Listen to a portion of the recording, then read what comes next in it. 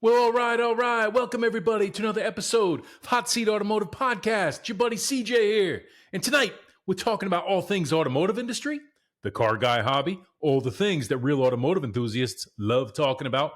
Cars, cars, cars. This is the place to be for real gearhead talk. Real gearhead talk. Come on, guys. Welcome back to all my subscribers and listeners. You know your buddy CJ loves each and every one of you, and I'm so grateful for you. All the crazy growth we've had on the channel, on Instagram, Hot Seat Gearheads, here on YouTube. Thank you, everybody. If you're new, listen, around here, we talk about cars. We talk about what's going on in the automotive industry, automotive events, classic cars, exotic cars, sports cars, you name it. We talk about it here on Hot Seat Automotive Podcast. Guys, let's get right into it. Tonight, I thought what I would do is come on here and talk to you a bit about a few items that I thought were noteworthy in the automotive industry right now. So these are things coming out of the news wires in the auto industry that I think are kind of interest to car guys like you and me. Let's get right into it. Guys, first things first, you know around here, we like to look at things together as we talk about them. Leave me those comments. Guys, what's Volkswagen thinking with this thing? This is the new Volkswagen ID Buzz. That's the first 7-passenger all-electric minivan in the U.S. Okay, this vehicle is going to be coming out in 2025, and I'll tell you what, we're talking about a $61,000 EV here. So that's one thing. Rear-wheel drive, just a couple of particulars. The rear-wheel drive trim going to have somewhere around a 234-mile range. The all-wheel drive trim is going to have somewhere around a 231-mile range. Not terribly impressive. Not terribly impressive range for a new EV coming out in 2025. So there's that. The top model is going to kind of, in the top trim of the ID Buzz, is going to top out at like $70,000, $69,000, $70,000 US. So listen, let me tell you something. Average price of a new minivan is about $46,000. Average new vehicle is about $48,000 in the US. So who is this vehicle for? Who is this vehicle for? You have to ask yourself. Volkswagen's CEO of America, guy by the name of Pablo Desai, and I may be butchering his name. According to Volkswagen's North American CEO, the new ID Buzz is going to be a halo vehicle for Volkswagen. Now, when I read that, I said to myself, I think, Mr. Pablo Desai, you might be wrong. I do not think the Volkswagen ID Buzz is going to have a halo effect on the Volkswagen brand. Number one reason, I don't know who this car is for. You know, I think it has a gee whiz factor with some of the retro styling. And I think that maybe captures some initial attention. But who's your target market? Is it your average minivan buyer? Your average, okay, I'm going to say it, soccer mom? Your average family with 2.5 kids? I don't know. With internal combustion engine, Honda Odysseys or Pacificas or Toyota minivans. Like, I don't think you're going to steal away a lot of that market. Okay, number one. Number two, this is the most California vehicle I think I've ever seen. And here it is actually in this photo with a surfboard on top. I think that there is a very small niche market for this car, but this car will not have a halo effect on the Volkswagen brand. They are going to struggle to sell these. That's my prediction. I think the more realistic target market is it's probably going to try to go head-to-head with the Tesla Model X, which starts like 80, 90, somewhere around there in the US, okay? Large size transport vehicle that you could put a full family in with 3 rows. EV. You're not going to go after middle America with this vehicle. Sorry. I don't think your average Chevrolet Suburban driver is going to go for an ID Buzz. I don't think your average Ford Explorer driver is going to go for an ID Buzz. Okay? I don't think your BMW X5 or Audi Q7 driver is going to go for an ID Buzz EV. It's just probably not the right EV, and it is not the right time for this vehicle, and I do not think it's at the right price point. Also, from a spec standpoint, not terribly attractive.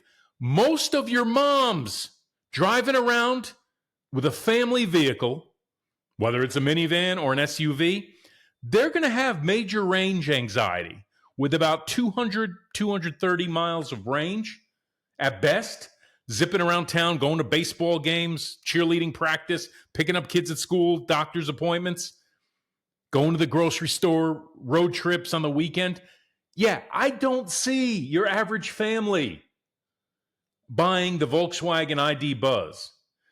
Volkswagen America CEO Pablo Desai, this will not have a halo effect. You are going to struggle to sell these. And I'm not a hater. You guys know that. I see this. I saw one of these in person at an automotive event a few months ago, and I was intrigued by it. But I would not buy one. Okay? I think this is a vehicle that has some gee whiz factor to it.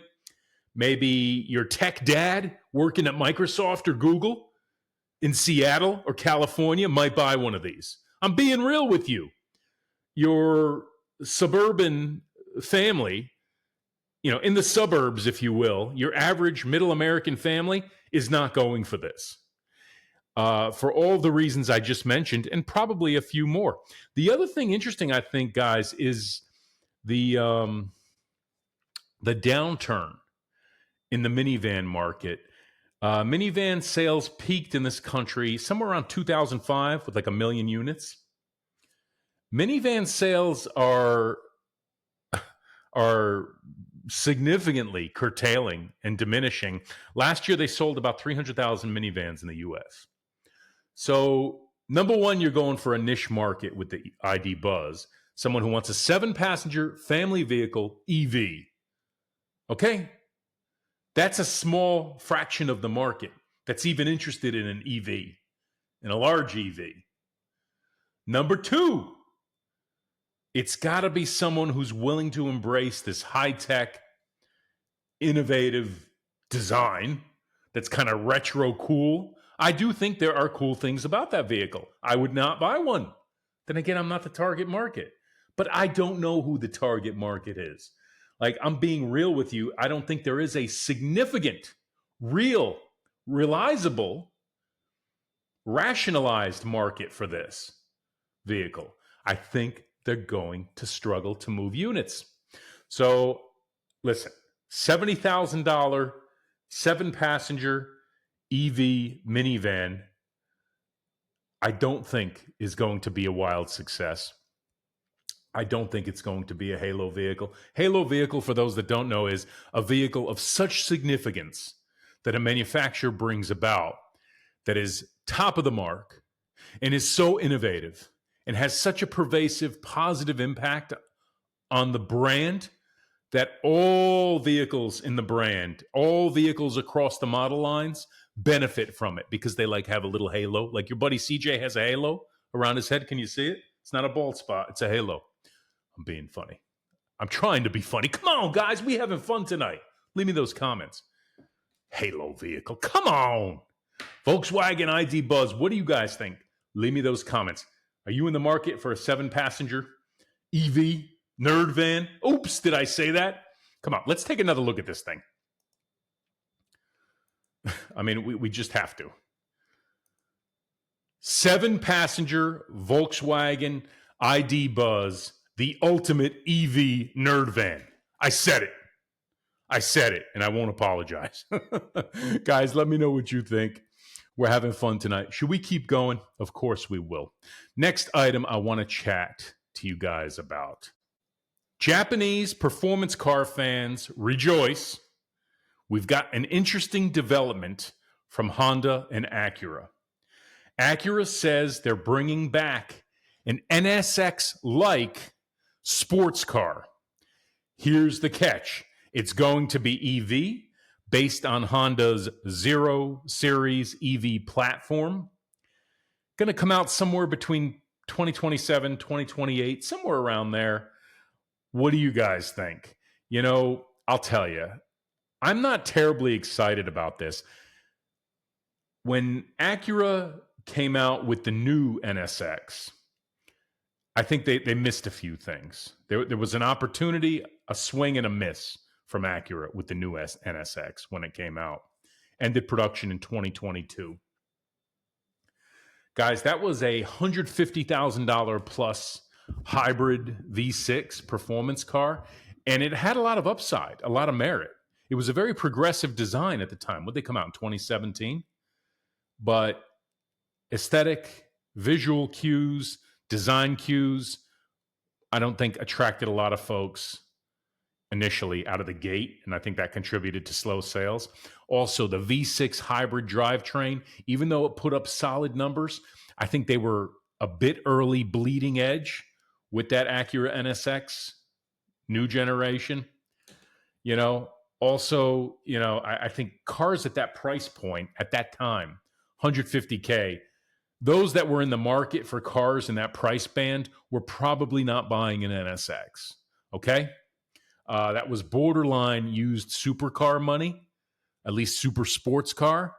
And I just think, you know, they struggled to identify their market for that car. And lo and behold, it came and it went. Let's talk more about this thing. If Acura stays true to coming out with a really cool, high-performance EV sports car, maybe a sports coupe, that's not $150,000 plus, that's maybe in that affordable band, let's say 70 to 90K, maybe a little less, maybe a little more.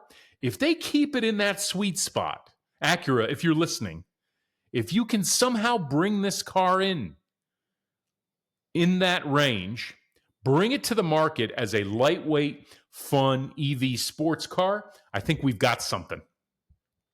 I think we've got something to get excited about, car guys, even though it's an EV.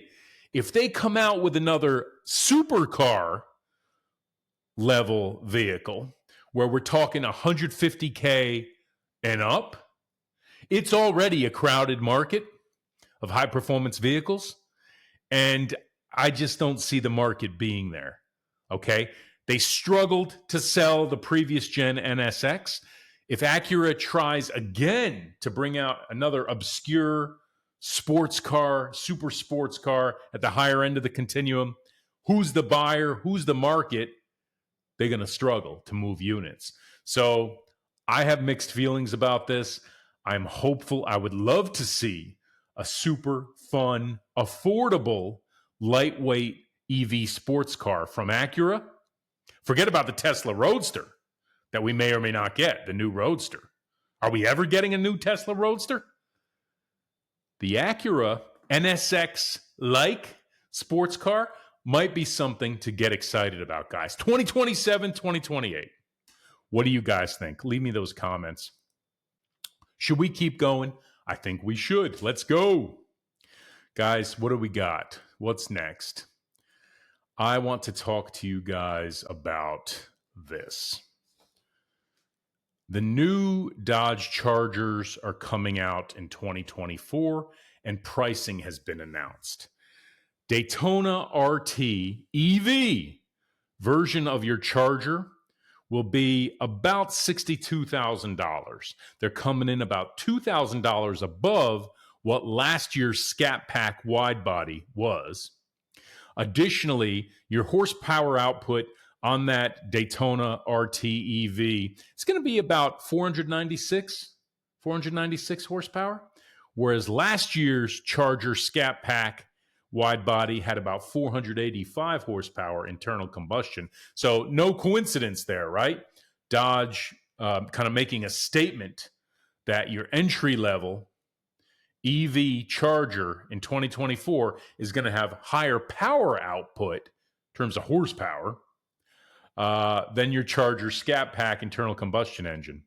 Your price point is high. Listen, $62,000 for an EV Charger that people are going to be skeptical of. Do we need another $60,000 plus EV in the US right now? No. Now, rejoice, gearheads. I'm going to tell you something that might get you excited.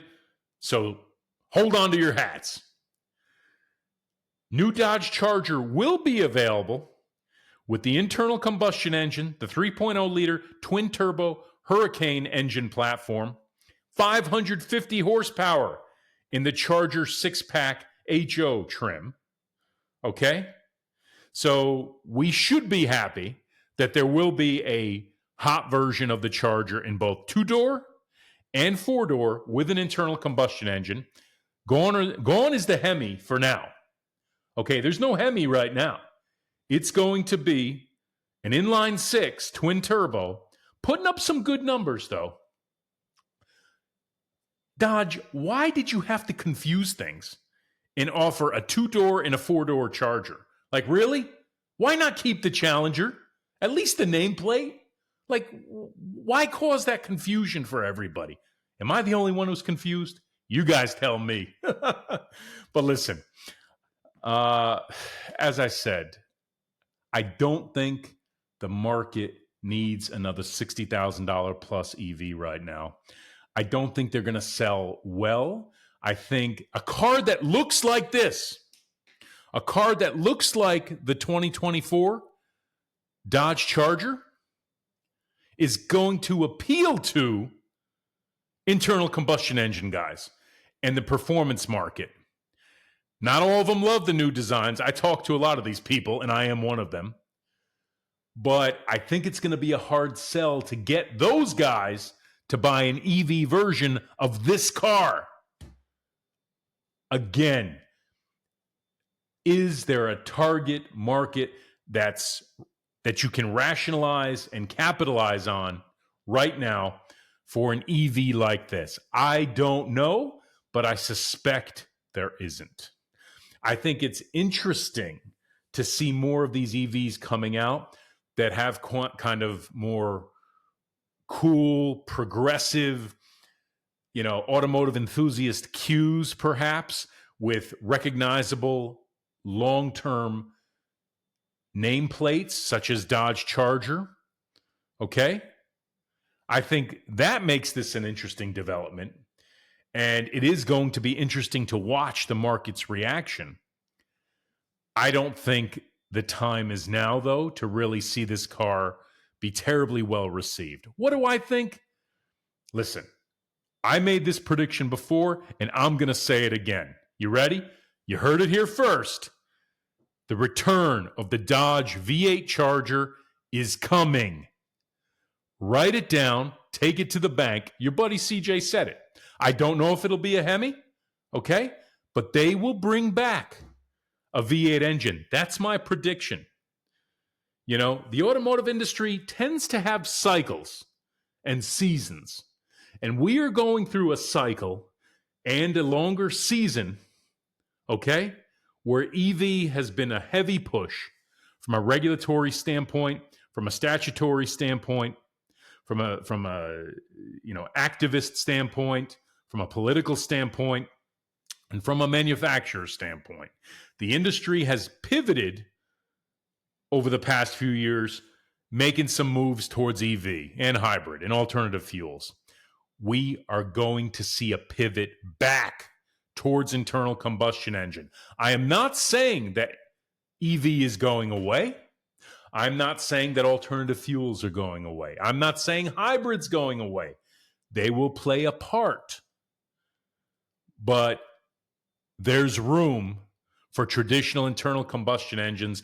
It's just, never underestimate the power of the consumer market to dictate what manufacturers do.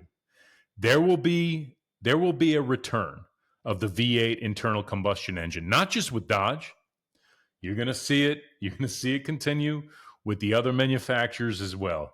Just watch and wait. We'll also see more high-performance 6-cylinders. I think it's kind of cool to have the straight 6 available in the Charger. Okay, I don't think that's a bad thing. Straight 6 twin-turbo 500 horsepower, yes, please. I think that's impressive. I think that's an interesting power plant. Okay? I also think there's going to be a heck of an opportunity for the return of the Hemi. Return of the Hemi. You heard it here first. It's coming. Return of the V8. What do you guys think? Am I off on that?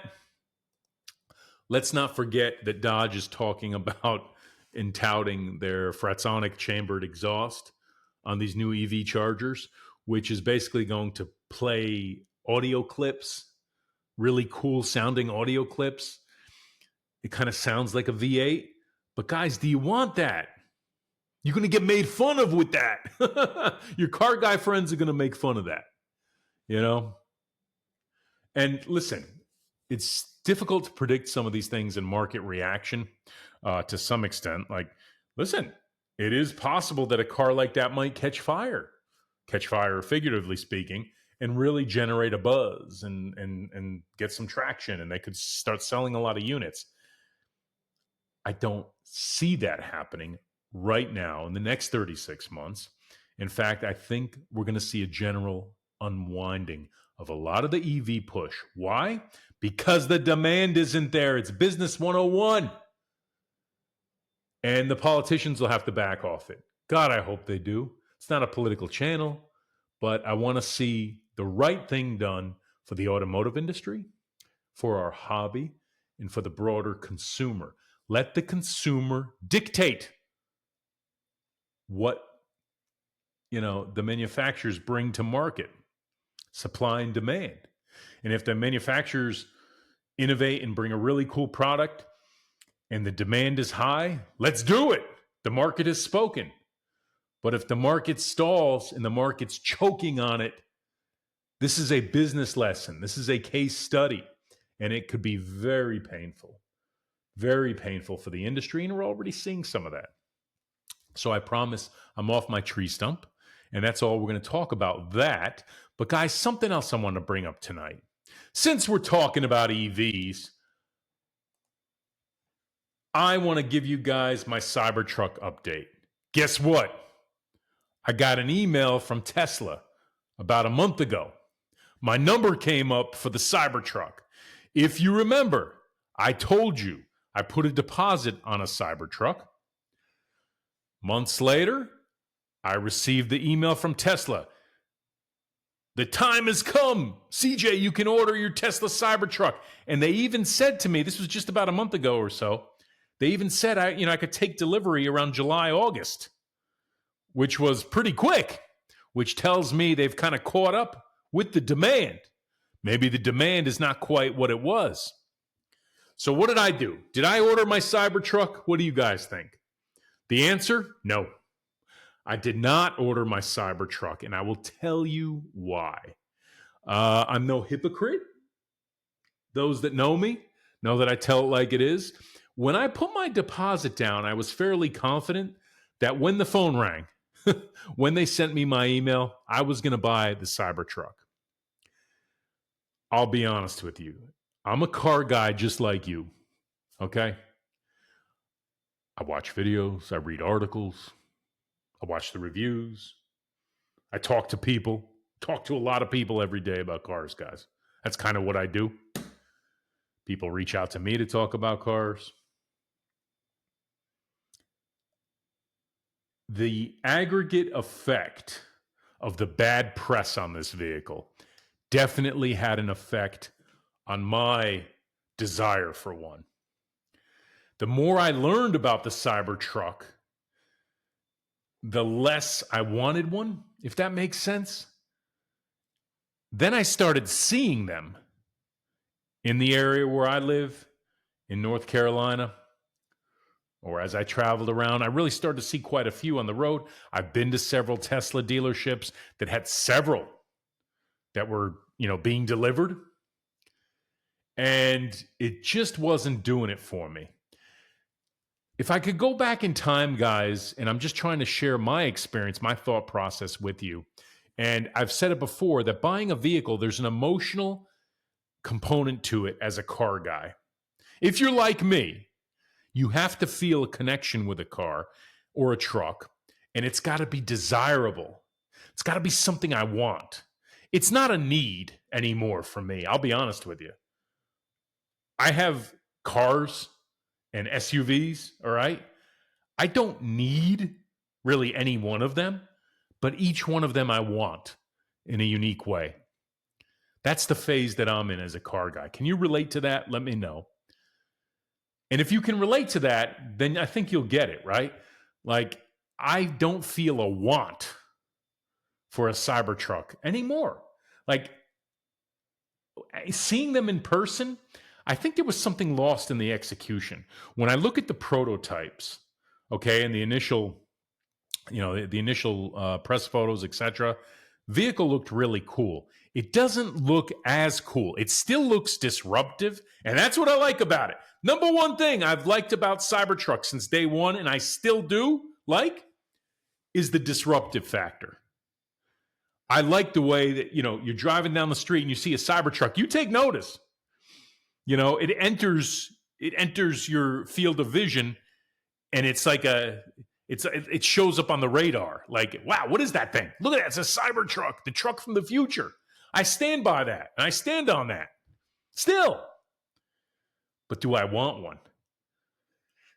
Listen, when my number came up, my first reaction was not, let me get out my information and let me finalize the deal and click send to Elon Musk and get my order going.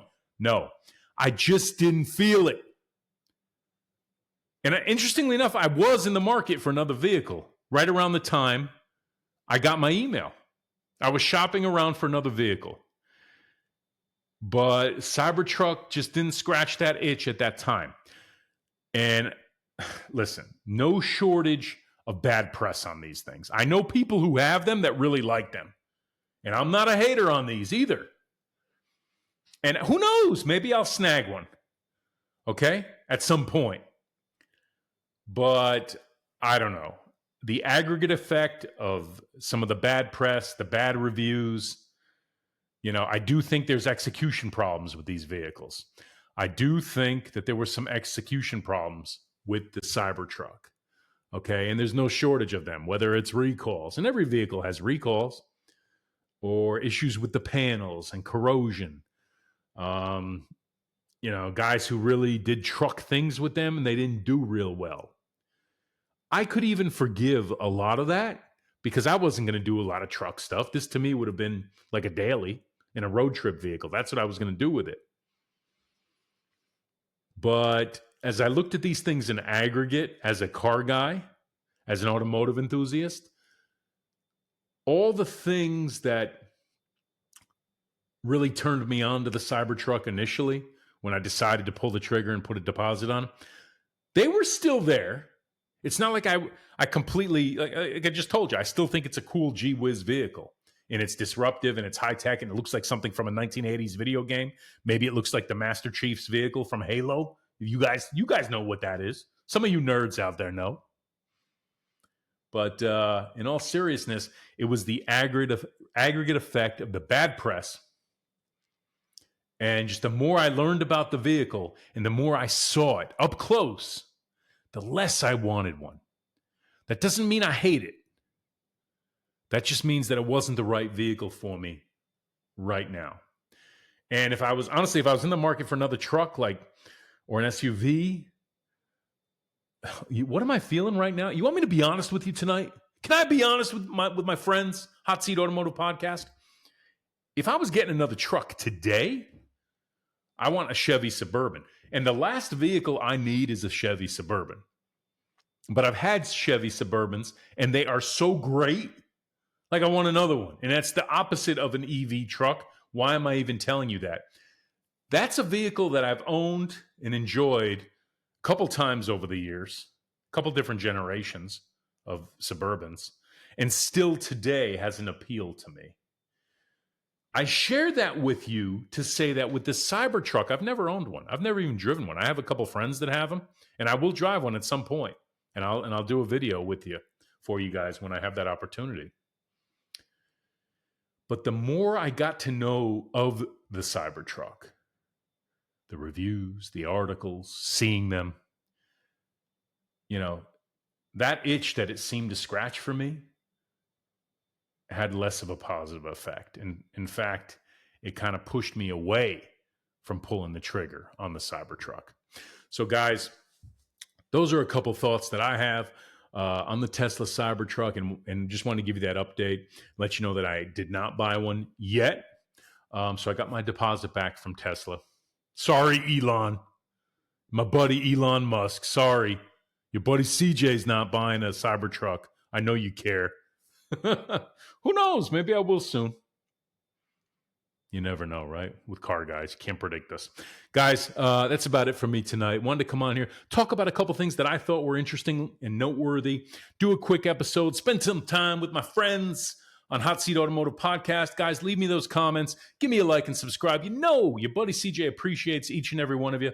Listen, be safe out there. Until then, I'll see you on the next one. Peace.